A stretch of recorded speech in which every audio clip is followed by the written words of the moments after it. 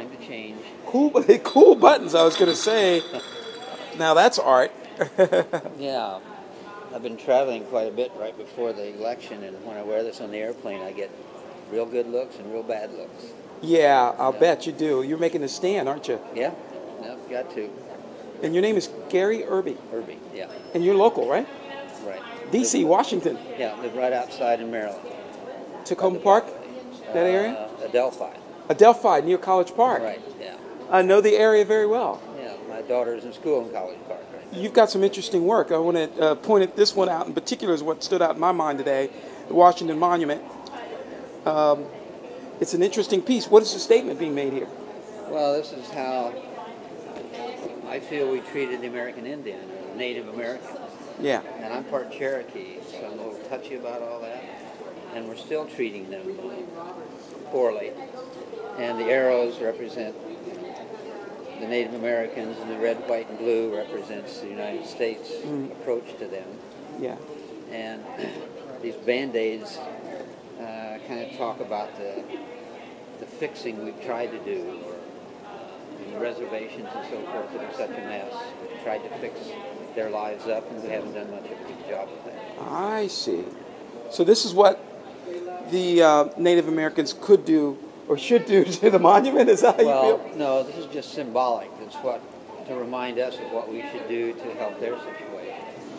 Well, how do you feel about the Museum of the Native American that was built recently on the mall as kind of a way of, I guess, celebrating the legacy of the Native American?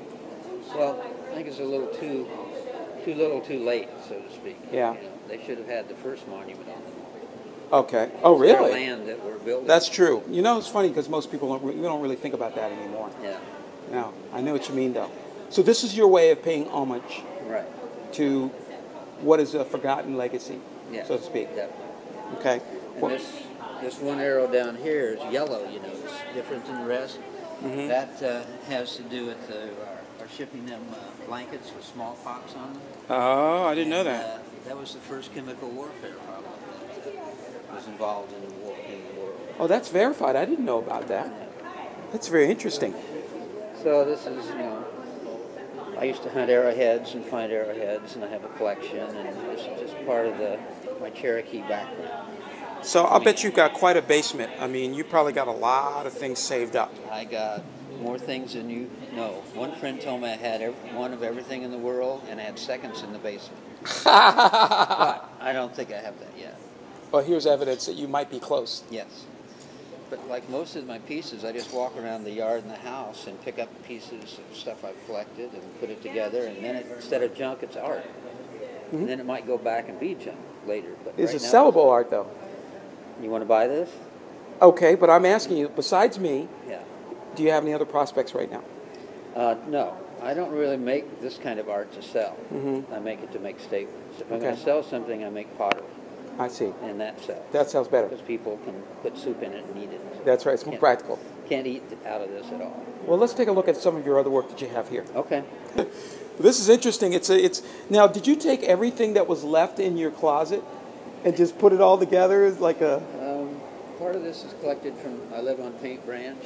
Mhm. Part of it's from the Potomac.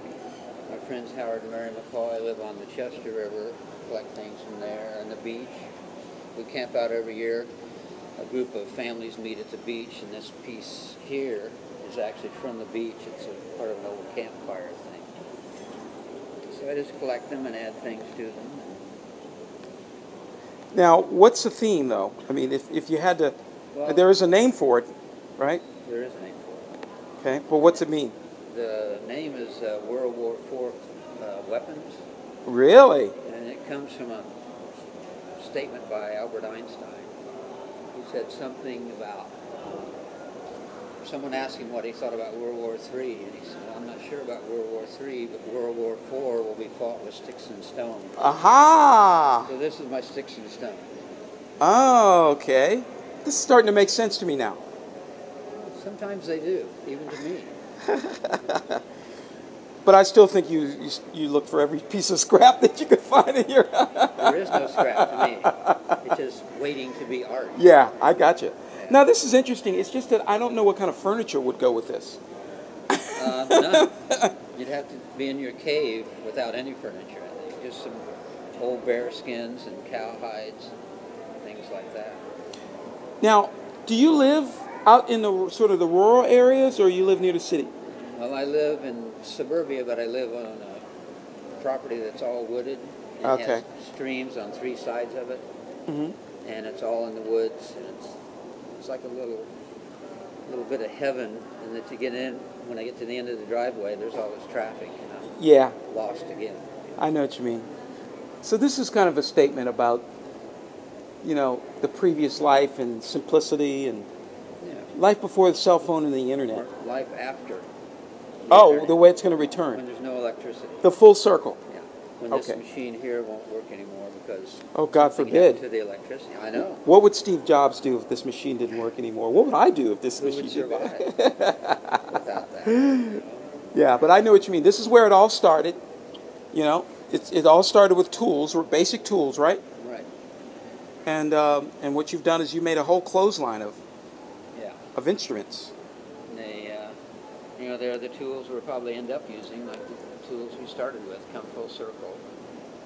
Well, if ever got stranded on a deserted island, you remember what was it, the one where Tom Hanks was stranded? Oh, yeah, that was Castaway. That's right. Yeah. And he had to figure out ways to use basic materials like a volleyball and whatever else he found, skates, and make something useful out of them.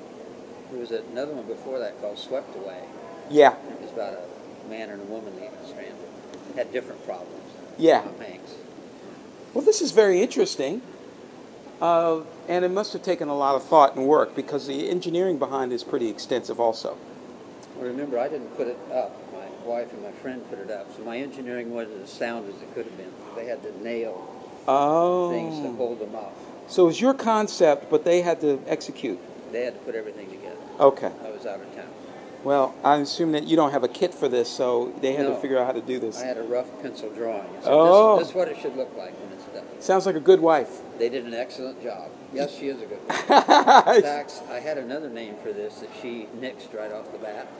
They were going to be called wife tamers. Oh! You know what? I shouldn't have said that probably. Yeah, well, it's kind of, I remember the old term, wife beater, the old T-shirts or whatever.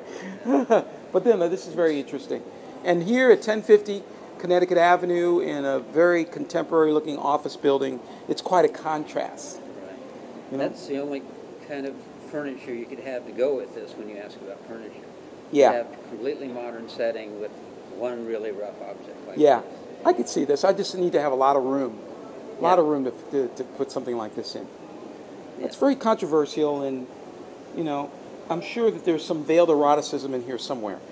Oh, no doubt. With, all the nailing of things and tying things up with leather. Yes. Here's a stone bound with wire. I don't know what those have to do with anything. Probably more so since it's just outside of Victoria's Secret here. Yeah, that's the other contrast.